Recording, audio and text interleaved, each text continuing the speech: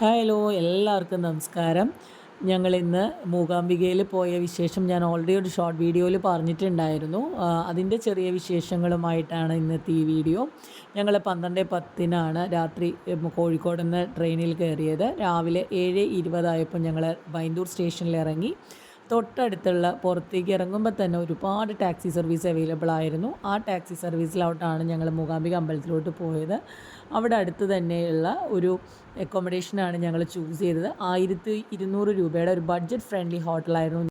Food കഴിക്കാനായിട്ട് ഞങ്ങളൊക്കെ തൊട്ടടുത്ത് തന്നെ മഹാലക്ഷ്മി റെസ്റ്റോറൻറ്റ് എന്ന് പറഞ്ഞിട്ട് അവരുടെ തന്നെ റെസിഡൻസി ഹോട്ടലുണ്ട്.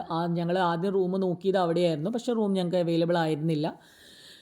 പിന്നെ ഞങ്ങൾ അന്ന് തന്നെ അമ്പലത്തിലെ ദർശനമെല്ലാം കിട്ടിയതിന് ശേഷം ഞങ്ങൾ നേരെ റൂമിൽ വന്നപ്പോൾ ഞങ്ങളെ കാത്തൊരു ഗുണ്ട എന്ന് പറയുന്ന നല്ലൊരു പെറ്റ് പോമറേനിയനാണ് ഉണ്ടായിരുന്നു. അതിനുശേഷം ഞങ്ങൾ അവനെ കുറച്ച് നേരം കളിപ്പിച്ചതിനൊക്കെ ശേഷം വൈകുന്നേരം ഞങ്ങൾ പിന്നെയും ദീപാരാധന തൊഴുകാനായിട്ട് അമ്പലത്തിൽ വന്നു.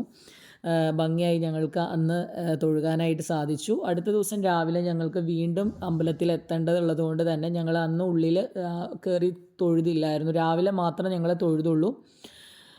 നല്ല ഒരു പ്രസൻസ് നമുക്ക് ആ ഒരു അറ്റ്മോസ്ഫിയറിൽ നിൽക്കുമ്പോൾ തന്നെ നമുക്ക് ഫീൽ ചെയ്യും.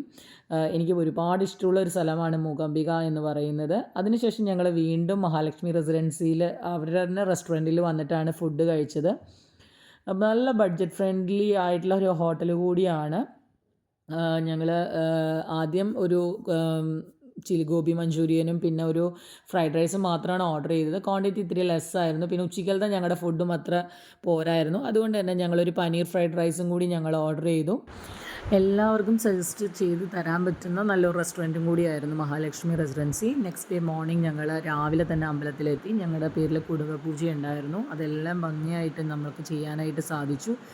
ഞങ്ങൾക്ക് തിരിച്ച് ഞങ്ങളുടെ ട്രെയിൻ എന്ന് പറയുന്നത് 2:15 ബൈന്ദൂർ സ്റ്റേഷനിൽ നിന്ന് തന്നെയായിരുന്നു. അപ്പോൾ ഞങ്ങൾ എന്തായാലും ഫുഡ് കഴിച്ചിട്ട് തിരിച്ച് പോകാം എന്നുള്ള ഇതിൽ ഞങ്ങൾ മഹാലക്ഷ്മിയിൽ നിന്ന് തന്നെയാണ് നല്ല താലി മീൽസ് ഞങ്ങൾ അവിടെ നിന്ന് കഴിച്ചു.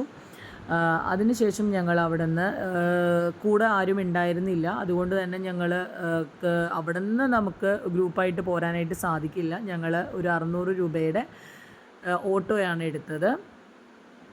അതിനുശേഷം ഞങ്ങൾ ട്രെയിൻ 1 മണിക്കൂർ ഡിലേ ആയിരുന്നു. ഞങ്ങൾ കറക്റ്റ് സമയത്ത് തന്നെ 9:30 തന്നെ കോഴിക്കോട് സ്റ്റേഷനിലെത്തി. നല്ലൊരു ട്രിപ്പായിരുന്നു.